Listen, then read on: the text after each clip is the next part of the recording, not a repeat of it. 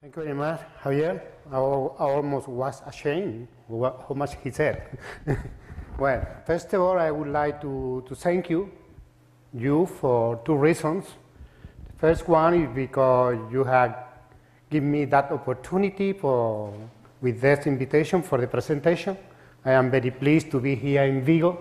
I have been already in several occasions, and always it's a pleasure to come back to this wonderful land and earth.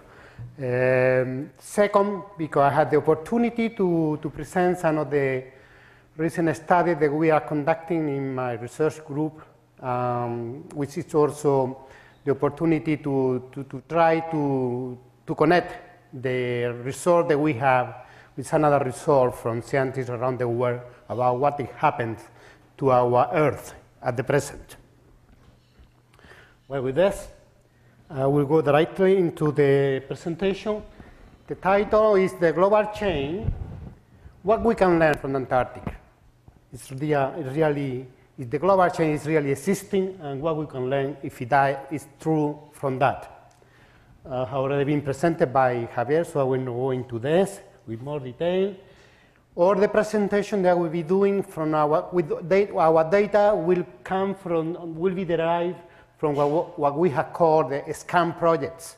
These are projects that we have been conducting in Antarctica since the experiment was contracted in 1992. That was the first cruise of Antarctica, or in Antarctica, of the experiment vessel.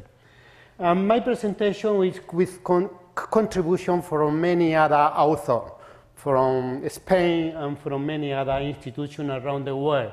Mostly we have in Spain the Geological Survey, the University of Vigo, we have University of Granada, people from the OGS, the British Antarctic Survey, so many other institutions which I will go into the detail here. Well, there is a recent picture from the Earth, from the space of the Earth, and there are two points that I would like to stress here. The first of all is that we have two end poles which are covered by ice, mostly covered by ice during most of the year. But these two poles are quite different. They are not similar in any aspect. The North Pole is characterized by sea ice which have an extension of from 5 in summer to 15 in winter square kilometer. It's only a few meters thick, and most of this ice disappear during the summer. It's only 1/3 which remain covering the pole, the Arctic. In contrast, the South Pole, the Antarctica, is a continent. It's a rather large continent with very huge land masses, and these land masses are covered by a mean thickness of 2.5 kilometers of ice, and also the sea surrounding Antarctica. The sea have almost the same surface of ice during winter. Most of this ice disappear in the summer, which is our opposite summer. But during winter, the extension is about 14 million square kilometers, which multiply by 2 in winter. Well, now we are going to see a video, which I hope they will go to the end. You see, the Antarctica has two main parts. The eastern part is the continent, and the western part, the advantage of the going slowly, that we can see more thoroughly, is the western Antarctica, which is composed by islands and peninsula. It's not a real continuous continent, but since it is fully covered by ice, it's a continent. It's almost a continent, where you can go from one part to another without any problem. What is the importance of these two caps of ice in the Earth, in the north and in the south? Well, the most important effect that it has for the human being is that they control the present oceanic circulation, and also they control climatic circulation. So they're actually controlling our climate. So the present thermohaline circulation is derived from the production of cold water in the pole, which moved southward and now northward, and they develop three larger components in the ocean, which are the present characteristic of the circulation in the ocean. The formation of this cold water only occur in very specific places. In the north, they occur in the Labrador Sea and the Greenland and Norwegian Sea. And in the south, they mostly occur in two seas, the Ross Sea and the Weddell Sea. The Weddell Sea is the most important one, since it probably produces about 80% of the total cold water which is produced in the South Pole, in Antarctica. The same for the atmospheric circulation. The production of cold air in the north and in the south produce convection cells which move around the Earth, and they produce and they result in the present climate. But this feature, these characteristics, are not permanent in the Earth. They are rather recent features. They have been developed in the Earth history at a very recent time. If we look into the result of the drilling for ice in the South Pole, the EPICA, which is the European project to drill the Dome Sea, and the Vostok, which was mostly an international effort by North America and many other nations, you can see the significant changes in temperature along the sea, the ice in the core. We have period like the present, which is interglacial and very warm in comparison to other periods which are cold. Even we had this one interglacial, there is another interglacial where the temperature was much higher than at the present. By the contrary, only about 10,000 years ago, which is a lot for human beings, but not a lot for the Earth. At this time, mostly almost the Egyptians were already in existence, or the Egyptians were developing their own culture, the huge culture of the Egyptians. The Earth was about several degrees, probably 5 to 6 degrees below present temperature. As a result of this, the ice in the pole and the ice in lands, in the glacier inland, were largely developed. In this scene at the end, you can see the ice volume. Why these changes, these drastic changes in the temperature of the Earth? There are two forces which are controlling these changes. There are two main groups of forces. One of them is the external forces. The external forces, the most important one, are related to the changes in the orbit of the Earth, the inclination of the axis, the motion of rotation and precession, and the orbit around the sun. But there are many other external forces which have changed drastically the system in the Earth. These are the solar activity variation, which are very well known, and they have a cycle, and they have changed drastically along the time of the Earth's existence. The meteoric impact, like the extinction of the dinosaurs at the end of the Cretaceous, because a large meteorite was impact in Mexico. And more recently, also external forces, which are induced by the human activities, and these are the industrial activities. All these are external forces. But there are also internal forces which change the behavior of the Earth and the system, how is operating the system Earth. And these include plate tectonic, the motion of the continents in the surface of the Earth or in the crust of the Earth, the creation of neo-seaways which connect different oceans, and they create passage where the water masses may interact and be interchanges. The variation in sea level as a result of the concentration of ice in land because the concentration of ice in the sea does not change sea level. And finally, the thermohaline circulation. So drastic changes have been occurring in the history of the Earth as a result of this factor. One of the major changes occurred during the transition of the Eocene Oligocene, the most recent change. The Cretaceous was also a very drastic change in the Earth, but that was because the external forces created by the impact of the meteorite. But the transition, where we were concentrating in the stock between the Eocene and the Oligocene, at this time, 33 million years, was a drastic change in the temperature of the Earth, which implied at that moment the beginning of ice in Antarctica. And that will imply also the change from a 2-layer circulation in the ocean to a 3-layer circulation in the ocean because of the creation of the thermohaline circulation. Most recently, when we have instruments that we have been able to measure the change in temperature, we have observed, again, a drastic change in the temperature of the Earth. This drastic change has been accelerating during the last century, and that coincides with the large development of the industry. And that would have been called the temperature change.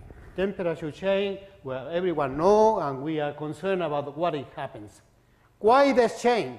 Well, if you look at this illustration, it's very easy. It's very easy why that has changed. If we look in the total population, that the OECD population, which has had an increase of about 10% in 1980 to 2020, which is prediction, it's only 10% increase, but if we look into non-OECD country, we have an increase of population of about 40%. So we go from about 3.5 million people on the Earth to more than 6 million people on the Earth. And these people need food, need to be heated, need to go to the school, they need to go to the cinema, and that produces a lot of gases. Gases that have what is called the greenhouse effect. When you put in the atmosphere gases which prevent the reflection to the atmosphere of the radiation from the sun, this radiation come back to the Earth. They produce the greenhouse effect, like what you produce when you have a greenhouse in your house, and then increase the temperature of the Earth. So what we see with the instrumental data, we have an exponential increase of these gases with greenhouse effect since 1750, and mostly during the last few decades. So these are the diagram where you see these drastic changes, which are exponential in several orders of magnitude. However, gases with greenhouse effect have also changed in a natural way before the humans were in land, on Earth, before. So when the study of these gases in the core for ice, they show significant changes, and this concentration in a cyclic manner, very similar to the temperature. This one is not, but the CO2 is very much related. Also, again, a drastic increase, which is not similar to the increases that we can see for the last 100,000 years, for the last few 100,000 years. It's only during the last century when we had the drastic change in these gases with greenhouse effect. However, as I said, these changes have occurred always along life in Earth. What are the basic aspects associated to the change that we observe? Well, what we observe is not only a change in temperature. We observe a global change which implies many more things than only the change in temperature. The global change implies changes in the atmosphere and the ocean, changes in the pattern of the thermohaline circulation on the climatic zones. Temperature increase is one of the effects. It's the more obvious one. It's the one that we see, because now we are here in Japan at the end of May, and probably before you have something more than this. Loss of cryosphere, so losses, significant losses of ice, not only in the pole, but also in the land, in the continent. Sea level rise. Now, later we will see why the sea level rise and who produced the sea level rise. Increases in land erosion in the area where they are suffering from desertification. These areas are really being eroded. Loss of land masses because the increase in sea level. And reduction of terrestrial and aquatic ecosystem. We are observing an increase in losing in the ecodiversity because many of the species are disappearing. And finally, changes in agriculture and fisheries. So the global change is not only the change in temperature, it's many, many more other effects that are affecting the evolution and the functioning of the Earth system. Let's go now and see how it has been evolved, the distribution of ice in the two poles, in the north and in the south. As you remember, the north has no lands, it's just one ocean, the Northern Ocean with many seas around. Well, in here, what we have observed, average ice thickness decreased by 40% during the recent year. So it's almost half of what used to be had disappeared because of the increase in temperature. If we go to the Antarctic, we observe just the opposite, which is intriguing. Why we are decreasing the thickness and the distribution of ice in the north, and we are increasing that in the south? So what we see is an increase of about 10% in the last 30 years of ice, the sea ice in Antarctica. What happened with the ice in the continents? Also the same. One increase of the ice in the continent in Antarctica in comparison to what happens in the North Pole. Why this difference between Antarctic and Arctic? Well, there are several basic reasons that you may already be thinking of. It's partly due to the very little warming that is observed in Antarctica. Antarctica is an isolated continent. It has a thermal isolation produced by one oceanographic current. They move around the continent in the same sense of the wash, to the right. That is the Antarctic circumpolar current, which produces a thermal isolation of the continent.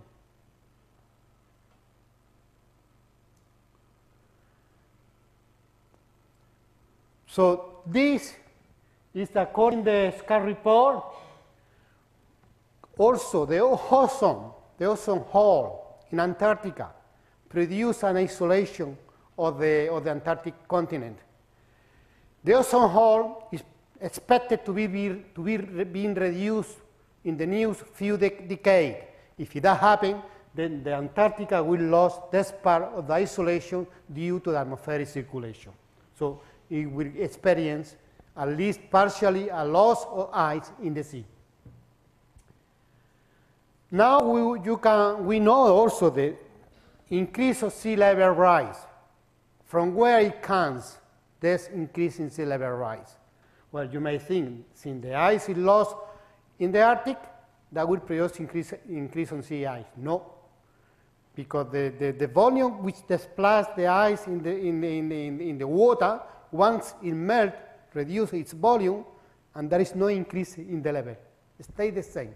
Doesn't matter it's how much ice you put in the ice, in the water of the sea, or well, the volume, the sea level will be exactly the same. So the only source from ice to increase sea level comes from the continents, from the ice which is stored in the continent. The sea level, mean increase in sea level during the last few decades is about 1.7 millimeter per year, which you say, well, 1.7 millimeter is nothing, something like that. But if you multiply that by 1 century, and we see later what are the predictions, can be significant. Where can be significant? Can be significant in lowlands, like deltas, estuaries, marshes, and you have to take into account the largest concentration of population occur now in lowland area, like Bangladesh. Bangladesh will disappear with a couple of meters of sea level rise. And there are also countries in Europe, like Netherlands, which are below sea level. They are protected from the sea by walls. But also area in Spain, like the Ebro Delta, the Guadalquivir marshes, Doñana, all this area will disappear with an increase in a few decimeters of sea level rise. Where it comes? Well, the most important contribution of sea level rise comes from the thermal expansion of the sea. It's not from the melting of ice in the continent. The melting of ice, Antarctic ice sheets, is only contributing about 0.24 millimeter per year to that increase. Expansion of the sea, 0.75.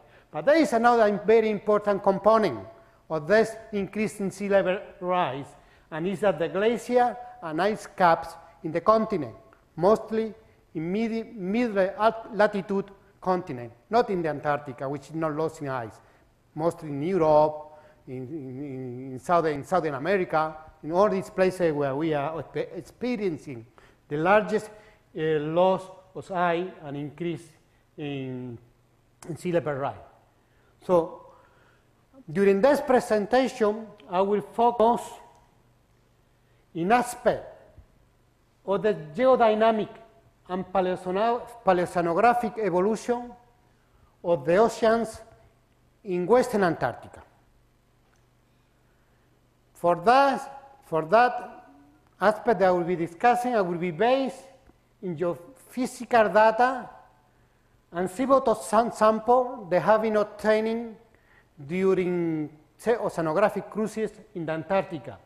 And the final objective of the presentation will be to assess what can we learn from the Antarctic evolution in order to predict the Earth evolution in the future. I don't know if I will be able to do that, but at least I will give you some hints so you may think about and investigate and go beyond what we have done so far. You are the future, the young people. So let's talk initially about the tectonic evolution of Antarctica. That is a reconstruction of 70 million years ago. So the Antarctica was a continent attached to South America on one end and to Australia, New Zealand, and Madagascar on the other end. So it was a continent without ocean around. It was a continent not really isolated. At 30 million years ago, the continent, because plate tectonic, have already separated.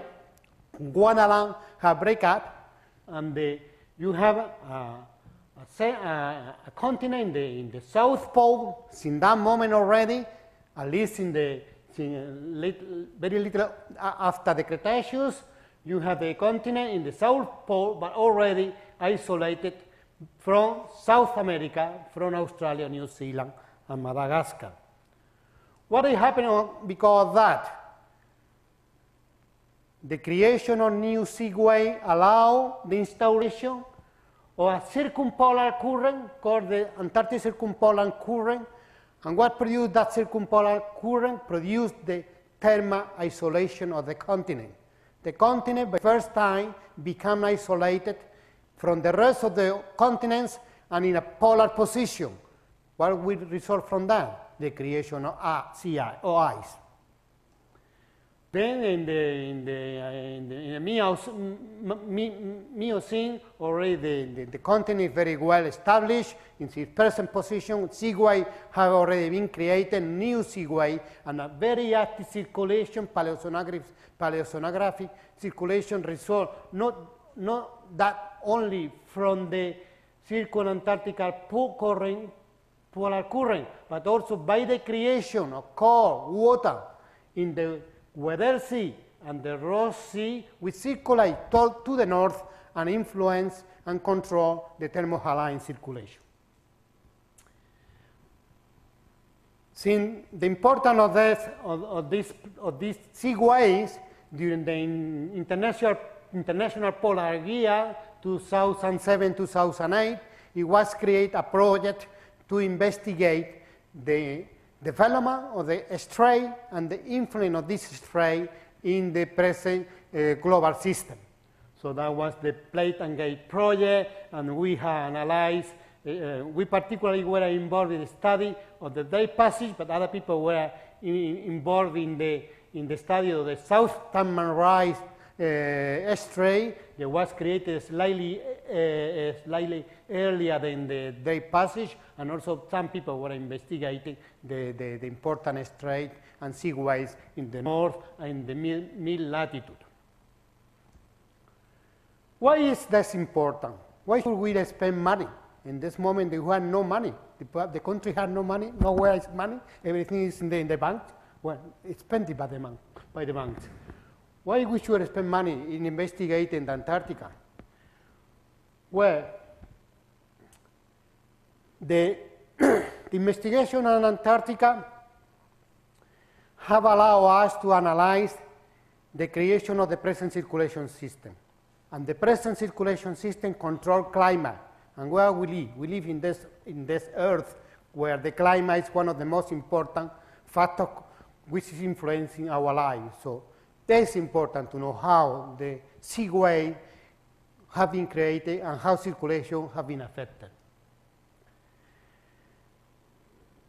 For the same reason, not only the ACC was important, also the creation of cold water in the pole, and particularly in the Antarctica, is important because the weather gyro produces about 80% of the cold water from the South Pole that is circulated in the present oceans. And finally, we have a question. Who was first? The creation of the seaways and the circulation, the isolation of the system, or just the contrary? Because the system was isolated, you create the ice caps and you influence later on the circulation. Well, that is the question that I will be addressing during my presentation. I hope that you can give me more answers than I have now, because I still have a lot of questions. These are the cruises that we have been conducting in Antarctica with the VS Parides in 1992, and these are some of the track line that we have obtained during these cruises, and we will see some of the data. We will see some of the data that we have obtained. We have been using basically geophysical method. We have done also sampling, but only very recently. Until now, we have been involved mostly in knowing the nature, the structure, and the characteristic of the sea floor and the sediment and the rock below the sea floor. The geophysical method include the swath bathymetry. Some of you already may have participated in oceanographic cruises that produce the relief of the bottom, like if you were taking a photograph of the Earth from a satellite. So you have map like that. Here this is about 50 kilometers, probably 60 kilometers, and 40 kilometers in distance. So you see the detail that we can observe the relief of the sea bottom. We also obtain with high resolution size system what is the sedimentary cover and the nature of that sea bottom in a few, with a thickness of several meters, but very, very high resolution, a lot of detail. But also we use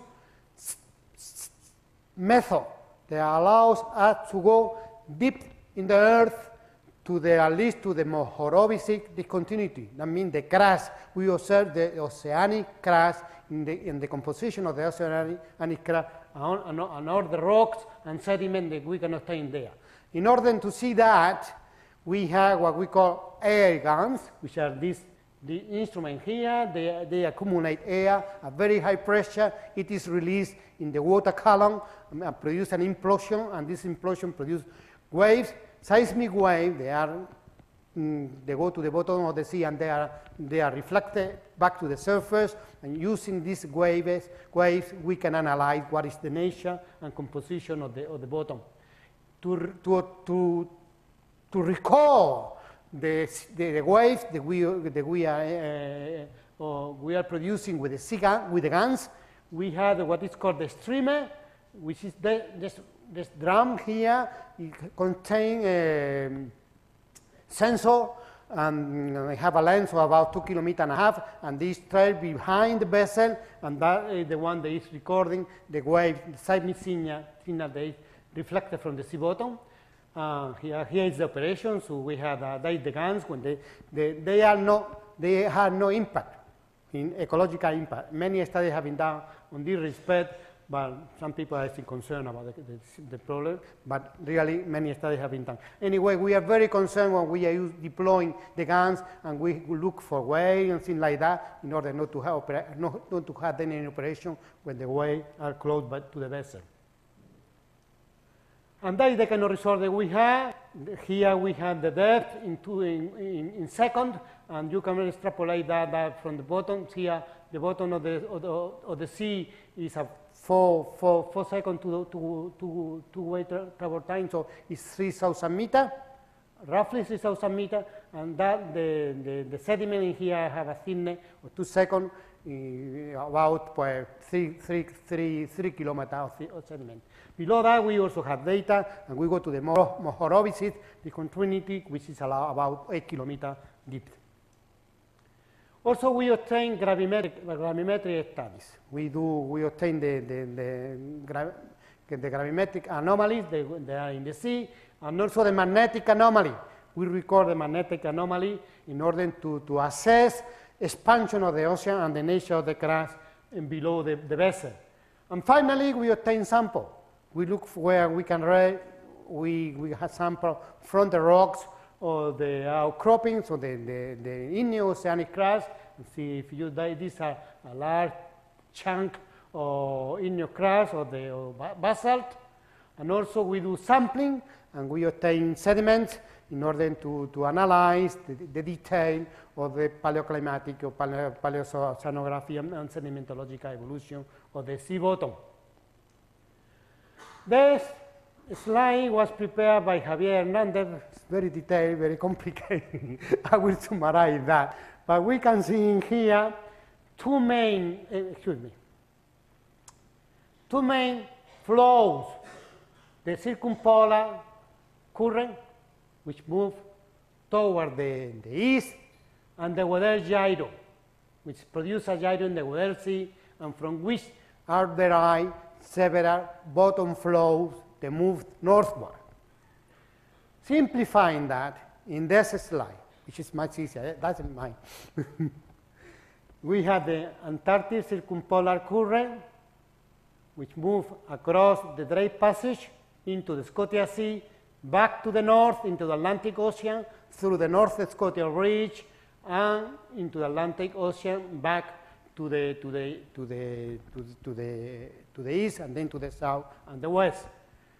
And the weather gyro, which produce bottom current, the weather sea bottom water, which move into main branches. One of them moves northward into the South Scotia Ridge. They go into Power Basin, and they go into the Scotia Sea through passages in here, and also through James Basin, they go into through the Scotia Ridge into the Scotia Sea and back into the Pacific Ocean. And then there is another main branch which goes northward in front of the South Sandwich Trench and into the Atlantic Ocean to produce the cold water of the Atlantic Ocean. That's Antarctic circumpolar current and the Weather Sea bottom water. Weather Sea deep water which is moving to the Pacific. So if we look into there is a satellite gravity and anomaly map of the Drake Passage between South America and the Antarctic Peninsula, and here what I like to stress is the presence of front, which are, that one is the polar front. These fronts are related to the main water masses that are flowing in this region. These fronts go to the surface, from the surface to the bottom of the sea. They are inclined surface and they move huge water masses that are important for the circulation and the climate. How is the situation? How we can learn from the past to the present? Well, in this slide, which is summarized by Miller and colleague in 2008, there are two main graphs.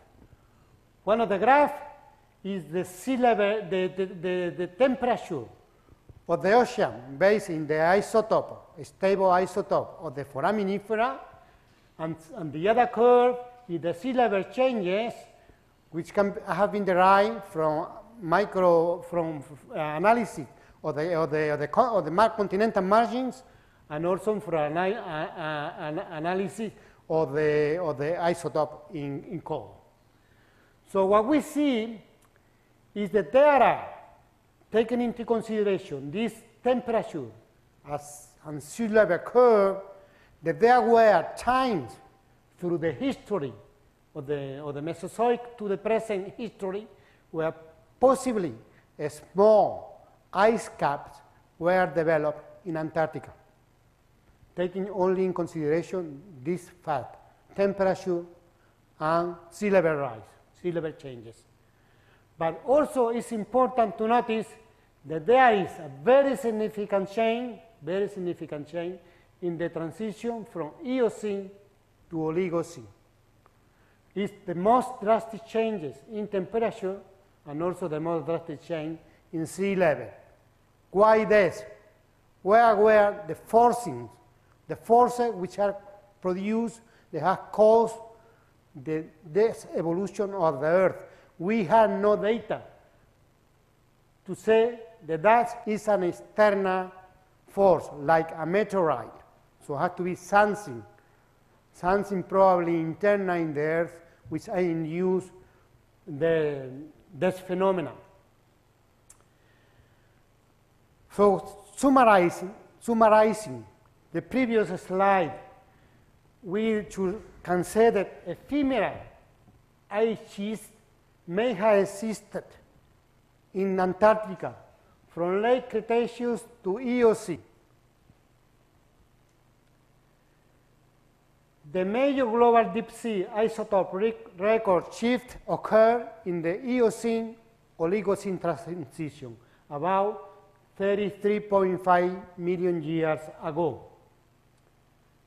And then the question is, who is the driver of these changes? Because the ice, because the climate, because change in the Earth, and that is the question. Well, let's go back and see some more of our data. That is the tectonic setting of the Scotia Sea.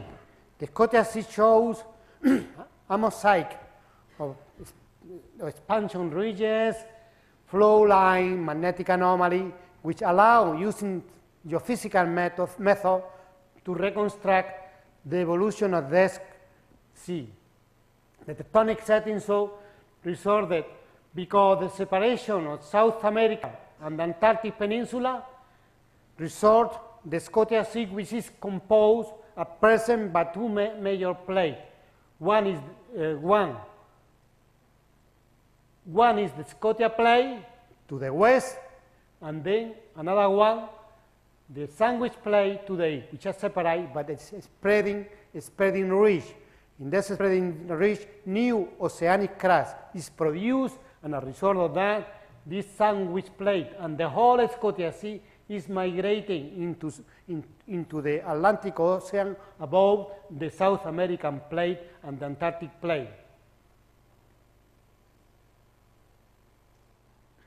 So now we will see the tectonic reconstruction of the evolution of Antarctica since the Mesozoic. So in here we still have a single continent, 70 million years ago, 60 million years ago, still a single continent, 34 million years ago. We already have separate. The Scotia Sea is developing. The fragmentation of Guanalan produced all these fragment of continental crust which is spread around the Scotia Sea and produce the separation of the South America and Antarctica. And we go back to the end to the present situation. Current debate. There are two major proposals for the cause and forcing of this phenomena of the creation of the present climate. One of these proposals is tectonic, because we have internal forces, the one which produce new seaway, the separation of continent, the breakup of Guanalan, which produce shallow ocean gateway, which allow the isolation of the Antarctic continent. The second hypothesis is that it's not because of that, it's because in the climate we change something. The climate we change, the concentration of the gases, greenhouse effect, precisely the CO2. And this one is responsible for the isolation of the Antarctic and the production of the ice cap in the continent. So we will see now some of this hypothesis. The first one was produced forward in 1977 by Kearney, but the main inconvenience of the hypothesis is that there were no data to prove that the opening of dry passage occurred in coincidence or before or deterioration of the climate to low temperature. Later studied, they get closer, and even there is a hypothesis, but not real data, that propose that probably the passage was already in existence by the middle Eocene. The second group of hypotheses are climate. So the one which produces atmosphere, and another using climate also show the importance of the opening or the type passage in this climatic influence for the evolution of the present climate. Let's go back to the tectonic. So we see again the reconstruction 50 million years ago.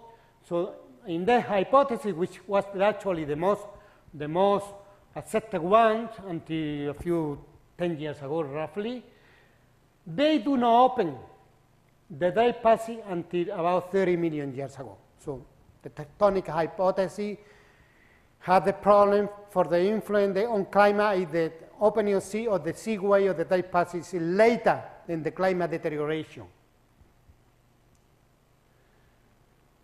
So what they do, the proposal of the quantum is that drastic changes in CO2 concentration are the cause for the deterioration of the climate and in consequence of the development of the sea sheet, or the ice sheet in Antarctica.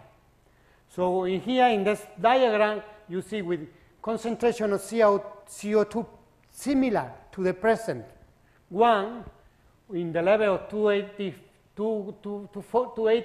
ppm, you have the concentration of similar ice cap, smaller but similar because they run this program only for 10,000 years. They have an integration 10,000, similar to the present. But when you have 8 times the concentration of CO2, they no ice. No, yeah, that's just deposit. A lot, no ice.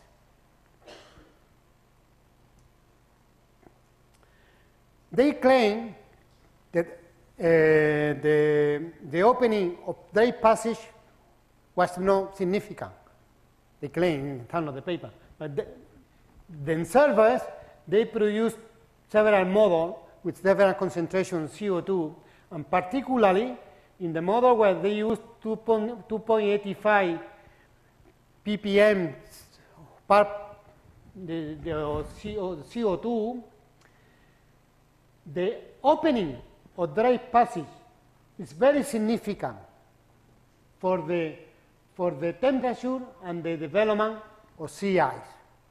So even themselves, although they said that it's not important, probably based on this diagram, in these two diagrams, they claim the opening of Drake Passage was not important. Another author, well, that is important. You see, this is the model at 2.4 per ppm CO2. How here at the bottom you have in 1,000 years how the ice are developed with this concentration of sea ice in this concentration of CO2 in the atmosphere.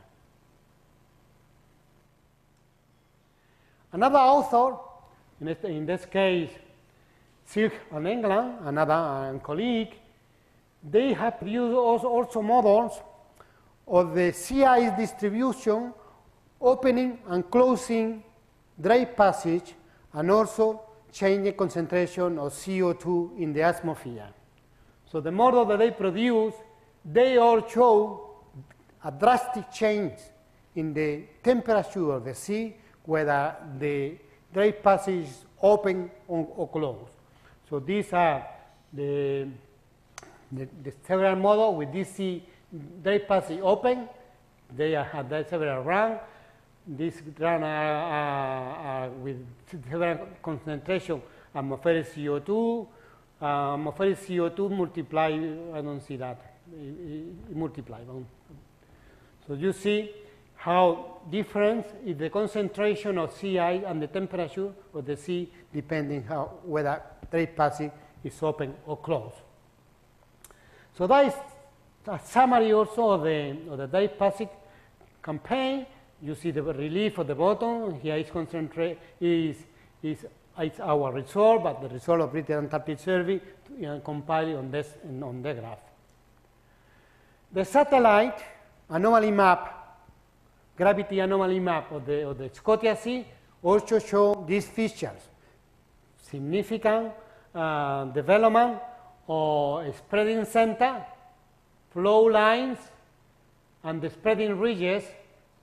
The present one in the eastern Scotia Sea, the South Shetland Trench, where the subduction occurred of the Atlantic plate below the Scotia plate.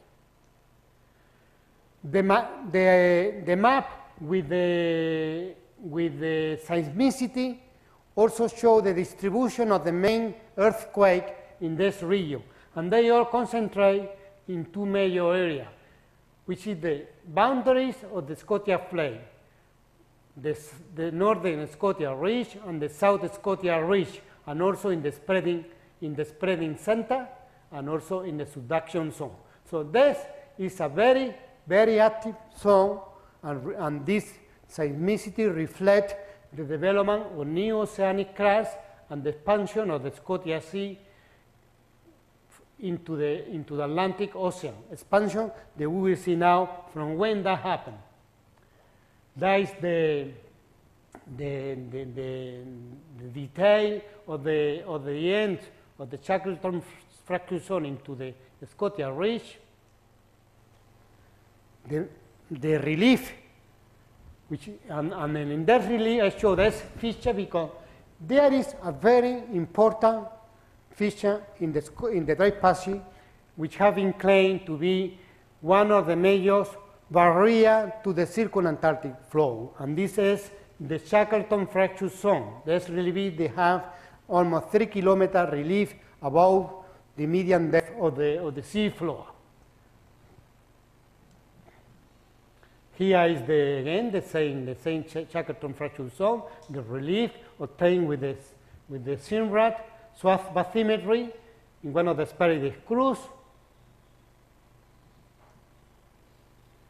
and the tectonic of this region with the intersection of the South Scotia, of the Shackleton fracture zone below the Scotia, the Scotia arc.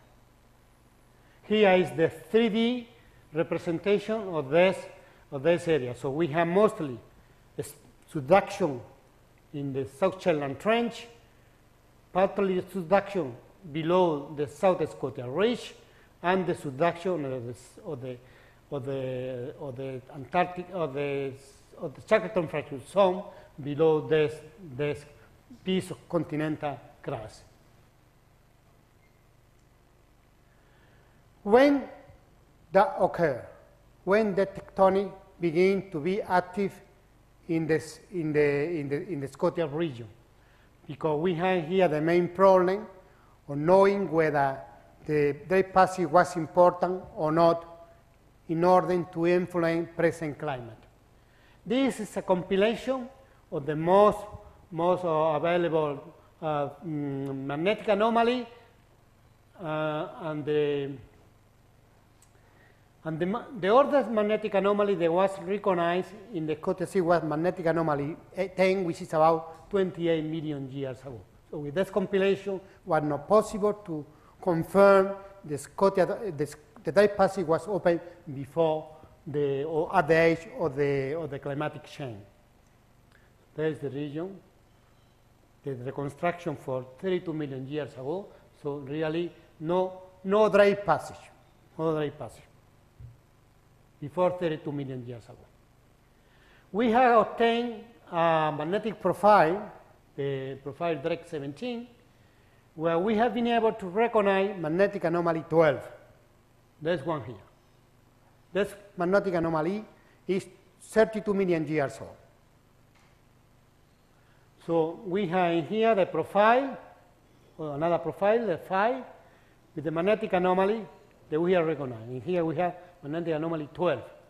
So if we take into consideration the extension of the continental crust and the expansion of the oceans, we reach the oldest oceanic crust that we have dated in the Drake Passage is 33.3 million years old. That coincides exactly with the timing of the major deterioration of the climate according to the oxygen isotope of the foraminifera. What does this mean? The first time we have been able to prove the Drake Passage was already oceanic depth at that time, my first time. But if we take into consideration the timing for breakup of the continent, do you not produce ocean at once? You have to have a timing for breaking. And that timing for breaking it has been calculated with the studies that we know in the different oceans about at least 5 million years. So it means that by 5 million years before 33 million years, we already have seaways, shallow seaways, connecting the Pacific and the Atlantic. And these shallow seaways have allowed a proto-Antarctic circumpolar current.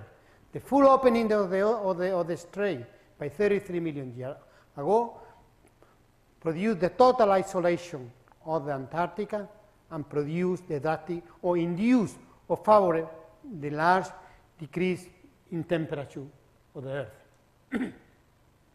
That is the profile that we see, and the importance then is to see here that we have many deposits, a very thick sequence of deposits, and on top of the oceanic crust, which in addition to that have been subducted, partially subducted below the Scotia arc.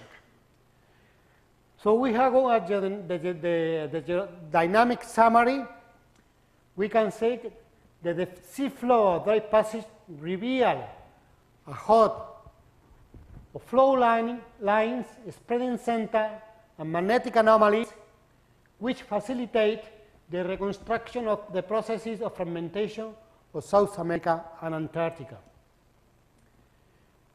New result of the structural and magnetic anomaly of dry passage confirm the opening of the seaway prior to the Eocene Oligocene boundary.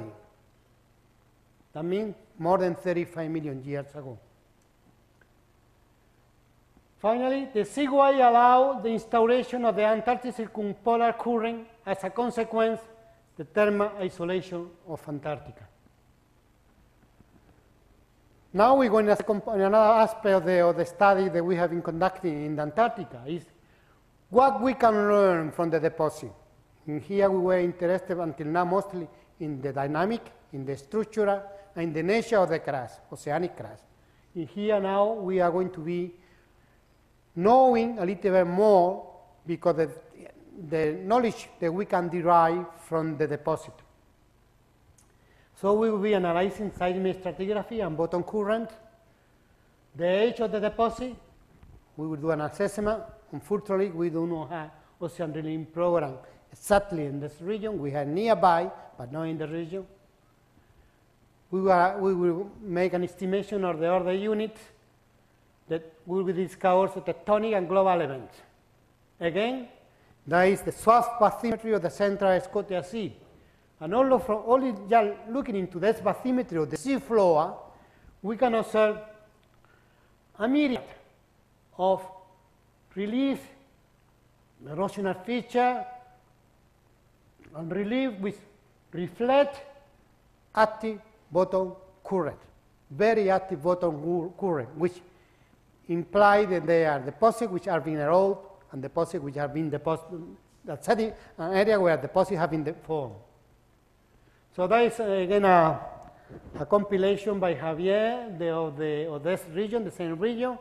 Here is the present bottom relief, here the interpretation, and from that we have been able to recognize two main groups of deposits which are derived from the weather flows, and these are concentrated in the south, and we have contour wave, drift, every type of deposit that you can imagine. That is an area to develop a book in bottom features. And deposits which are associated to the Antarctic circumpolar current.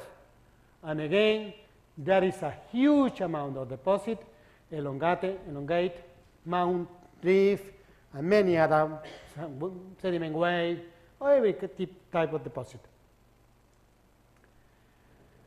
The stratigraphic unit, we have been analyzing all the seismic stratigraphy of the region, and we have been able to define the main seismic unit that can be recognized in the area. These units are separated by horizons. They have a very characteristic seismic signature that can be recognized regionally. And because of that, we believe that the horizon represents significant changes, paleoceanographic changes, in the regime of the bottom water circulation and the flows. So that is the thing that we are going to see briefly. So mostly, there is a very important reflector, which is called reflector C. That reflector C implies a major paleoenvironmental change in the whole basin. And we believe that is because that reflector C has recorded the major change in the paleoceanographic circulation of the region. Here is another reflector that we observe.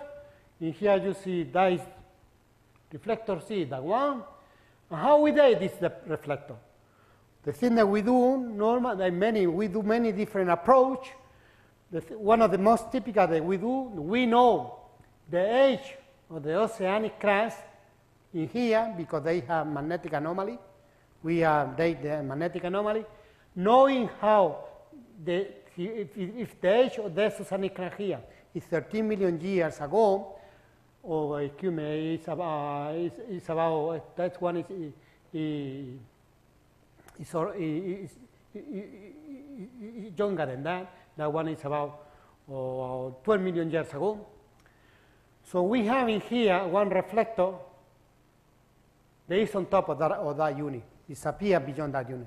So we know that that reflector has to be at least as old as the oceanic crust below, or probably younger. So on that basis, we have in here a maximum age for that reflector. Has to be younger than 12 million years ago. Doing that in different regions, we have assessed the possible age of the reflector. Another approach that we use, using sedimentation rate and thickness of the deposit about the oceanic crust. We compare this sediment with the result of the ocean drilling program in James Basin. It's in the region, it's not exactly in the Scotia Sea, but it's in the region. And from that, we know the age of the seismic unit, extrapolating sedimentation rate and the age of the crust below. We come to assess roughly a boundary condition for the ages of the different reflectors. The southern Scotia Sea terrorized shows the ordered deposit of the region. And this deposit, we have been able to assign to them an age that is from latest Eocene to early Oligocene. And so that this deposit record the initial stages of the opening and creation of the Scotia Sea. So that is the reconstruction using this data of the circulation patterns at 21 million years ago. The only flows that we were able to recognize in the Scotia Sea were derived from the Antarctic circumpolar current. This flow came into the Scotia Sea, into the different basins, and they circulate eastward and later northward through the passage of the Scotia Ridge into the Scotia Arc into the Atlantic Ocean. All the flows from the weather gyro only move into the Pacific Ocean, like that. What happened in the middle Miocene from about 13 million years ago? We have, because of plate tectonic and the creation of new weights and seaway, James Basin opens its connection to the Scotia 3 through a passage in the South Scotia Ridge. So, at that moment, flows from the Weddell Sea were allowed to come into the Scotia Sea and move northward and westward to the Pacific Ocean. This flow then create a new paleoceanographic setting in the Scotia Sea, and the reflector sea has recorded this event.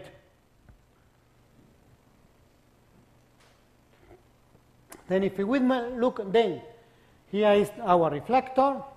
Again, we have the oxygen isotope, the compilation of the major event in the creation of ice sheet in Antarctica.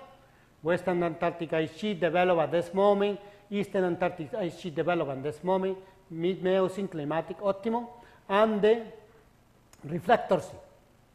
So that reflector sea really coincides with a decrease in the oxygen isotope, that means a decrease in temperature, and also a decrease in sea level, and also coincide with the opening of the James Basin. Reflector B coincides again with another shift in both the oxygen isotope and the eustatic curve, and also coincide with the end spreading in the West Scotia Ridge. And reflector A is another reflector that also coincides with a largest shift in the deep oxygen isotope record, the isotope curve, and the development in the northern hemisphere of the ice sheet.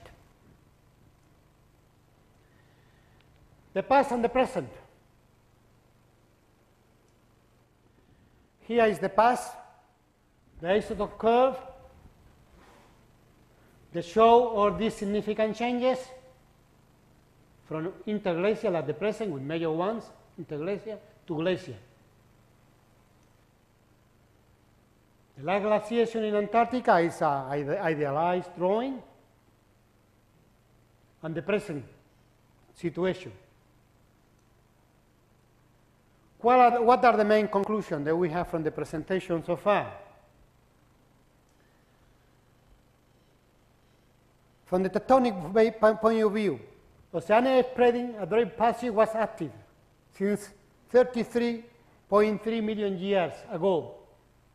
But shallow gateway existed much before, probably before 40 million years ago. We have identified 6 main units, seismic units, 5 reflectors, all of them reflect or record major oceanographic change. The regional unconformity record intensified bottom current and may be correlated with the dynamic of Antarctic ice sheets, the deep water production, and hence wet climate.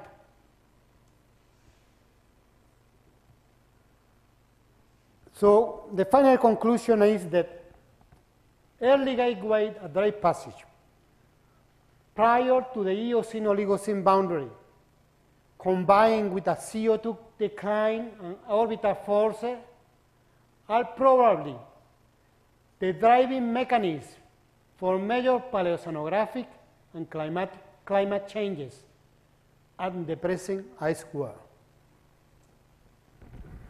If we look again, the past and the future, the past in this representation is here, from present 0 million years to 80 million years ago. That is the climatic curve with the major event that have occurred from the ecological and paleoenvironmental point of view in the Earth.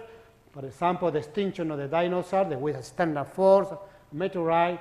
But Antarctica is a drastic change in temperature in the Eocene Oligocene boundary, major glaciation, persistent Antarctic ice sheet develops, and the northern hemisphere ice sheet begins. The future, using the present increase in global temperature, we can extrapolate with 2 scenarios, the IPCC scenario. One of them is the coolest scenario, and then the other is the warmest scenario. So if we extrapolate that, in that one, the scale is very different. In here we have million years, above that we have hundreds of years, from 0 to 500 years. So if we take 100 years, we go to this point when persistent ice sheets begin to develop in Antarctica. That means that we will decrease significantly the amount of ice in Antarctica. But if we take 300 years and go back to here, we get to the time of the extinction of the dinosaurs. I hope that is not going to happen. So what will happen with the sea level? Again, we have a scenario where with high sensitivity, the highest sensitivity and the lowest sensitivity. And we have the model. So if we will go back, for example, to the end of the century, in this scenario with the world, we have an increase of sea level of about 0.8 meters, a lot. The Ebro Delta disappeared, the Guadalquivir marshes disappeared, or the lowland disappeared.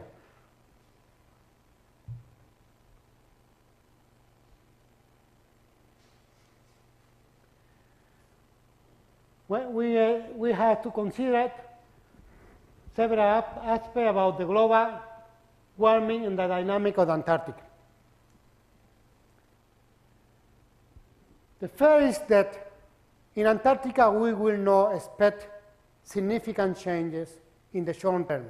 Why not? Because Antarctica is isolated by the ocean and by the air. So the changes will be minor. I haven't put that into here, but also if we increase temperature and we increase evaporation rate, more rainfall will develop. More humidity in the atmosphere, more rainfall. In the dinosaur time, the temperature was 5 or 6 degrees higher than now. There were huge forests all over the earth, and that's because there was a lot of rain. So increasing temperature, at the beginning you produce desertification in some area. By the long term, you will produce a lot of water, expansion of the ocean, more lowlands, and more humidity in the earth. The Antarctica is a desert. The rainfall or the snowfall is very, very minor. It's very little. If you produce more air, more ice, more rainfall, for at the beginning it will be just the opposite. More ice in Antarctica. So in the short term, one effect will compensate the other in Antarctica.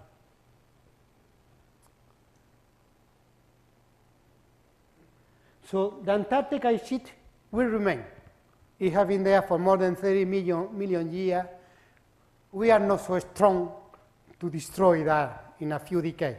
We may, but no, not shortly.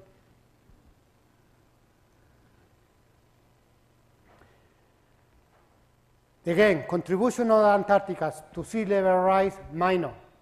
The contribution to sea level rise is coming from glacier inland, in the mountains, and a small ice cap, but not from Antarctica.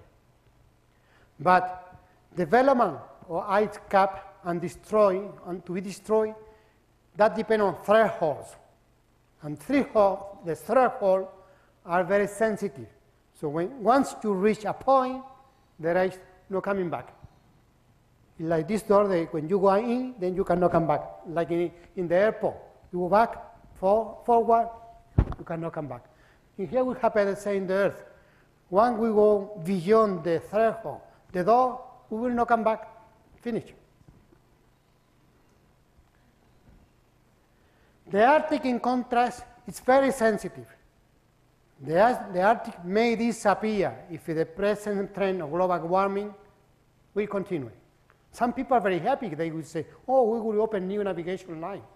We will open navigation through the Arctic. We will go very far from North America into Europe. Yeah? You destroy a lot of things. So, another aspect, what we can contribute in science to global change. I think it's a future. The global change is beyond the climatic change, and it has been operating through the Earth's history. It's nothing new. It has always been there. Again, the global evolution is characterized by thresholds, which can be overpassed, and if that happens, major changes will occur, drastic changes. Human activity, we are small, but we may trigger that. The Earth system is rather independent. It's much beyond what we can do. We can see what happens with one small earthquake or one tsunami. We have a lot of technology, but we are small. We're very tiny. So the Earth is rather independent. But the Earth is sensitive to what we do. At the present, the final is that it's not working the Earth as an analog system. It's changing. It's not working in the analog system like the past. The future may not be like the past.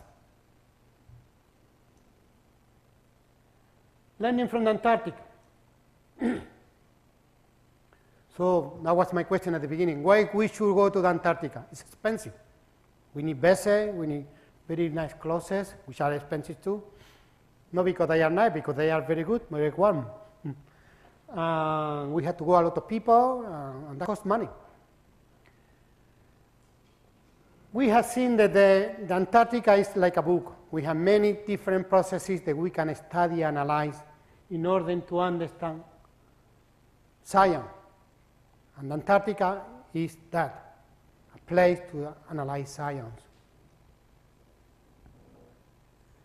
The development of seaways in Antarctica was a major, or is a major component of the basic climate system, circulation and weather. The Antarctic system is exceptionally dynamic. It's very sensitive. It's stable because it's self-independent. So far it's self-independent, but may not be. And we are responsible for the preservation. There is a protocol. But what happens if the population keep increasing? We are 6.5 billion people on Earth.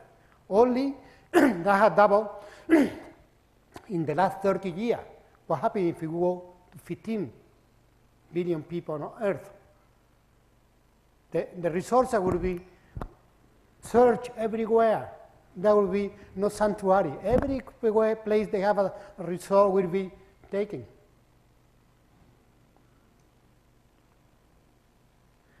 Finally, the Antarctic is a natural laboratory from which we can learn about the behavior of the Earth system and help to predict the future evolution.